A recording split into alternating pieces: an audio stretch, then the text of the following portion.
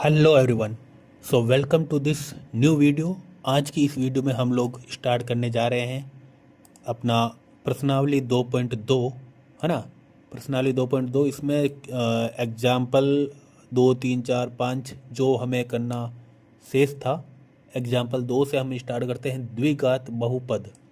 पिछले वीडियो में हमने देखा था एग्जाम्पल 1 और प्रश्नावली 2.1 जिसमें हमने ग्राफ सीखा था। आज के इस वीडियो में हम देखेंगे एग्जाम्पल 2 द्विघात बहुपद के बारे में। द्विघात बहुपद का ये प्रश्न है, उदाहरण है x square plus 7x plus 10 के शून्यंक ज्ञात कीजिए और शून्यंकों तथा गुणांकों के बीच के संबंध की सत्यता की जांच कीजिए, है ना। तो हम इसमें देखते हैं कि x square plus 7x plus 10 इसको हमें दो भागों में बांटना है ना। कैसे हम बांटेंगे 7x को? ठीक है, आपने पहले 9th क्लास में देखा होगा, तो हम इस 10वीं क्लास में फिर से स्टार्ट करते हैं, फिर से समझते हैं इसी द्विघात बहुपद को, है ना। तो हम इसमें देखेंगे एक्स स्क्वायर प्लस 7x बराबर 10 का मान शून्य है जब तब जब x प्लस 2 बराबर 0 या x प्लस 5 बराबर 0, अर्थात जब x बराबर -2 या x बराबर -5 हो तब। इसीलिए x square plus 7x plus 10 के शून्यंक -2 और -5 है। अब हमें ये देखना है कि ये -2 और -5 आए कहाँ से आखिरकार। ये जो है श्रेणी ये कहाँ से आई और कैसे बनी, इसको समझने का एकदम आसान तरीका मैं आप लोगों को बताता हूँ, है ना। हमें सबसे पहले क्या करना है, इसमें ये समझो x square plus 7x plus 10, हमें ये इक्वेशन ध्यान में रखना है ना। ये इक्वेशन हमें क्वेश्चन में पूछी गई है, तो इसी इक्वेशन के आधार पर हमें ये इक्वेशन मिलेगी। कैसे मिलेगी ये समझते हैं। अभी यहाँ पर ध्यान देने की चीज़ है, पहली तो क्या होगा कि ये दो चर, फिर ये दो चर, ठीक है। आप रफ पेपर में यहाँ पर ऐसे लाइन बना देना, ऐसे लाइन बना दो, दो पहले वाले फिर दो बाद वाले। हमें चार चर बनाने, चार हमें संख्या ज्ञात करनी है, 1 2 3 4। तीन से यहाँ पर तीन संख्या हमें यहाँ पर चार ज्ञात करनी है। 3 से 4 कैसे ज्ञात करेंगे, दो आगे वाले दो पीछे वाले, जो बीच वाला है वो दो बार आएगा, है ना। तो अब इसका मतलब क्या है ये समझो। जो दो आगे वाली संख्या है, पहले हम इसके बारे में समझते हैं। यहाँ पर क्या है, एक्स स्क्वायर प्लस 7x, एकदम इजी तरीके से समझा रहा हूँ, है ना। तो यहाँ पर इन दोनों में कॉमन क्या आ सकता है, x कॉमन आ सकता है, x को हम बाहर ले सकते हैं। अब बाहर क्या रखेंगे, एक्स स्क्वायर में से एक x गया, यहाँ पर क्या है x इंटू एक्स, एक्स की पावर 2 का मतलब यही हुआ x इंटू एक्स। ये एक x हमने बाहर ले लिया, तो पीछे क्या क्या बचा, x बचा। यहाँ पर प्लस का साइन है, यहाँ आ जाएगा प्लस। अब इसमें 7x मतलब 7 इंटू एक्स, है ना। तो इसमें से हमने x को बाहर ले लिया, ये x को बाहर ले लिया। दोनों में सेम ही चीज़ बाहर लेनी है, ये याद रखना। x ज़्यादा अगर बाहर आएगा तो यहाँ पर क्या बचेगा 7, तो 7 बच गया यहाँ। अब इसी तरह यहाँ हम प्लस लेंगे और इन दोनों में कॉमन लेंगे। कॉमन क्या आएगा इन दोनों में, इन दोनों में कॉमन क्या आएगा, आप ही सोचो। क्या x आ सकता है, ये ऊपर वाली जो है ना इक्वेशन, इसमें ध्यान देना। क्या x आ सकता है, दो आ सकता है या कुछ आ सकता है कॉमन, इसमें कॉमन आने लायक है। सोचो क्या कॉमन आएगा इसमें, इन दोनों को तोड़ने के लिए क्या कॉमन आ सकता है। ये इक्वेशन बनानी आती है आपको, 7x प्लस 10 है, इसमें तो कॉमन आने लायक कुछ भी दिख नहीं रहा है ना। तो इसमें इसी तरह जैसे हमने ये बनाया था ना, वैसे ही हमें ये इक्वेशन भी बनानी है। फिर इसमें x प्लस 7, ये अंदर की साइड में सेम यही आएगा, यहाँ पर दूसरी एक संख्या आएगी, है ना। तो x प्लस 7 हो गई एक इक्वेशन, और x प्लस जो यहाँ पर संख्या आएगी वो हो गई दूसरी इक्वेशन। ऐसे हमें दो इक्वेशन बनती है।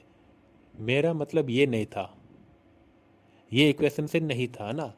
यहाँ पर जो इक्वेशन बना रहा हूँ ना मैं, वो द्विघात की इक्वेशन बना रहा हूँ यहाँ, है ना। तो इसको आप एक बार भूल जाना। मैं ये इक्वेशन बना रहा हूँ x प्लस 7, एक्स प्लस यहाँ पर जो संख्या आएगी वो, है ना। तो अब हम ज्ञात करेंगे इस इक्वेशन के बारे में, है ना।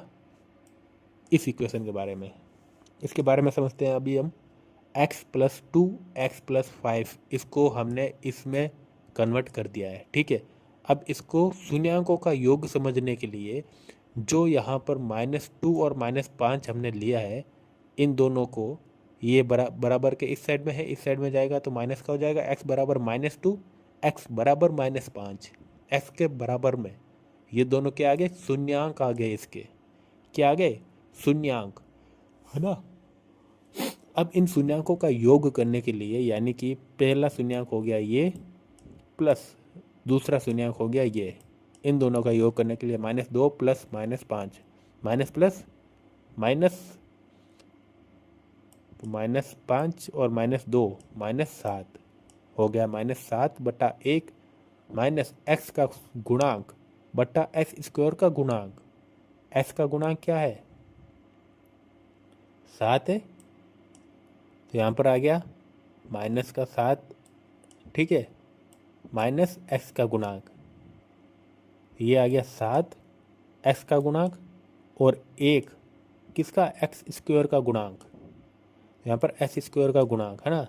शून्यांकों का गुणनफल, अब शून्यांकों का गुणनफल ज्ञात करना है।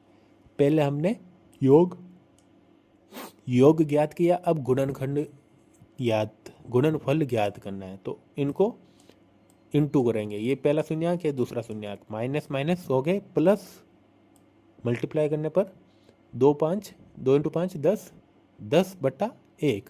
अब 10 हो गया ये वाला अचर पद, ये 10 हो गया, है ना, बटा एक्स स्क्वायर का गुणांक क्या है, 1 है अभी भी एक्स स्क्वायर का गुणांक, है ना।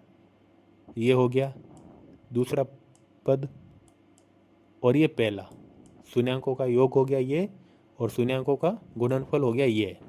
अब इसी तरह से दूसरा देखते हैं, बहुपद एक्स स्क्वायर -3 के शून्यांक ज्ञात कीजिए और शून्यांकों तथा गुणांकों के बीच के संबंध की सत्यता की जांच कीजिए। सर्व समीका a2 - b2 बराबर a - b into a plus b का स्मरण कीजिए। इसे प्रयोग करें, हम लिख सकते हैं कैसे, यहाँ बहुपद क्या है, एक्स स्क्वायर -3, है ना। एक्स का कोई भी मान नहीं है, एक्स स्क्वायर का है और 3 का है। यहाँ अचर पद है और एक्स स्क्वायर पद है ना। तो इसके लिए हमें एक्स माइनस बी सॉरी ए माइनस बी ए प्लस बी, है ना। इसमें इसका स्क्वायर किया है दोनों साइड में, तो इनका स्क्वायर दोनों साइड में करने के लिए हमें क्या करना होगा, इसको दो भागों में तोड़ना होगा। दो भागों में इसको बांटना होगा। दो भागों में बांटने के लिए पहले x को बांटा तो x इंटू एक्स है, एक इधर आ गया एक इधर आ गया। अब 3 को, क्योंकि यहाँ पर ज्ञात करना है, ध्यान रखना, अगर √3 का होल स्क्वायर हम करते हैं, ठीक है, यानी √3 इंटू √3 करेंगे तो यहाँ पर क्या आएगा, बराबर 3, और हमारे पास है 3। तो हम इस 3 को दो भागों में बांटने के लिए √3 और √3 लिख सकते हैं मल्टीप्लाई में। ये दोनों मल्टीप्लाई में है, यहाँ पर ध्यान देना। इसको सोल्व करेंगे तो x को इन दोनों से इंटू करो, x square plus √3x।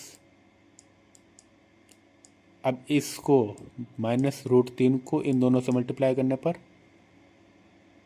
-√3x plus minus minus 3 into 3 √3 into √3 3। तो यहाँ पर प्लस और माइनस क्या हो जाएगा, आपस में कट जाएगा, कैंसिल हो जाएगा। x² -3 बचा है ना, तो इन दोनों को आपस जोड़ने पर यह बन जाता है। इसीलिए x² -3 का मान शून्य होगा जब x बराबर √3 हो या x बराबर -√3 हो, है ना। ये कैसे ज्ञात हुआ, इस तरीके से, है ना। अतः x² -3 के शून्यक √3 और -√3 है। अब हमें शून्यकों का योग ज्ञात करना है। उसी तरीके से शून्यकों का योग ज्ञात होगा, ठीक है, समझ गए। -s का गुणांक और x² का गुणांक बट्टा में। अब गुणनफल में अचर पद s² का गुणांक, सेम यही आ जाएगा, वही तरीका जो यहाँ पर हमने अपनाया था। यहाँ पर x² का गुणांक और अचर पद, यहाँ पर अचर पद है, x का तो कोई गुणांक है ही नहीं हमारे पास में, यहाँ पर क्या आएगा 0, क्योंकि s का कोई गुणांक नहीं है, x² का गुणांक है। x² का गुणांक क्या है 1, 0/1 है यहाँ पर। अब 0/1 क्या हो जाएगा, 0 ही होगा, इसको हम 0 ही लिखेंगे। s का कोई गुणांक नहीं है तो 0 लिखेंगे, ये पूरी संख्या ही 0 आ जाएगी। √3 माइनस √3 करने पर 0 ही आएगा, है ना, ये ध्यान रखना। लास्ट उदाहरण, चौथा उदाहरण देख लेते हैं हम, फिर 5वां उदाहरण भी है, ये भी देख लेते हैं, है ना। चौथा और 5वां उदाहरण देखते हैं। चौथा उदाहरण में एक द्विघात बहुपद ज्ञात कीजिए जिसके शून्यकों का योग तथा गुणनफल क्रम से -3 और 2 है ना। माना द्विघात बहुपद ax² plus bx plus c है और इसके शून्यक अल्फा और बीटा है। ये अल्फा और बीटा क्या होता है, ये क्या है अल्फा और बीटा, किसी को मालूम है? यहाँ पर हम बात पाते हैं, क्योंकि ये एक सूत्र है, याद रखना। अल्फा प्लस बीटा क्या होगा, यहाँ पर अल्फा प्लस बीटा -3 है ना, ये हो जाएगा -3 और बराबर -b/a, है ना, -b/a। Alpha plus beta, alpha into beta क्या होगा 2, ठीक है, ये 2। गुणनफल क्या है, -3 और 2 है, एक में -3 आ गया, एक में 2 आ गया, तो c/a, है ना। यहाँ पर क्या हो जाएगा c/a, तो अल्फा इंटू बीटा। यदि a बराबर 1 है तो b बराबर 3 और c बराबर 2 होगा। ये कैसे ज्ञात हुआ, ये इस सूत्र को, इस द्विघात बहुपद को अल्फा प्लस बीटा के फॉर्म में लिखने से, इसका जो सूत्र है ना, ये है। इस सूत्र को हम अगर इस इक्वेशन के साथ में सूत्रपात करेंगे तो हमारे सामने ये संख्या आएगी। एक द्विघात बहुपद जिसमें दी गई शर्तें संतुष्ट होती है x² प्लस 3x प्लस 2 है ना। तो यही आप पाएंगे, इसको अगर सोल्व करोगे ना तो आपको इसमें सेम यही शून्यकों का योग और गुणनखंड दोनों यहाँ पर आपको ज्ञात हो जाएंगे इस इक्वेशन से, है ना। तो नेक्स्ट अपन बढ़ते हैं आगे। यहाँ पर alpha plus beta plus gamma बराबर -b/a और alpha beta plus beta gamma plus gamma alpha बराबर c/a। यहाँ पर alpha beta gamma, alpha into beta into gamma बराबर -d/a, है ना। ये याद रखना, त्रिघात बहुपद वाला, ये होता है त्रिघात बहुपद जिसमें गामा भी आ जाता है ना। ये सूत्र याद रखना, ये याद रखने लायक सूत्र है। त्रिघात और बहुघात, द्विघात भी बोल सकते हैं, बहुघात भी बोल सकते हैं ना। जांच कीजिए कि त्रिघात बहुघात बहुपद, त्रिघात बहुपद, ये त्रिघात वाला बहुपद है ना। तो इसमें कौन सा सूत्र लगेगा? अल्फा बीटा गामा वाला सूत्र। बहुघात में कौन सा लगेगा? द्विघात में। द्विघात में कौन सा लगेगा? अल्फा बीटा वाला, अल्फा बीटा का सूत्र। और त्रिघात में अल्फा बीटा गामा का सूत्र। ध्यान रखना, एकदम इजी चीज है समझने पर, है ना।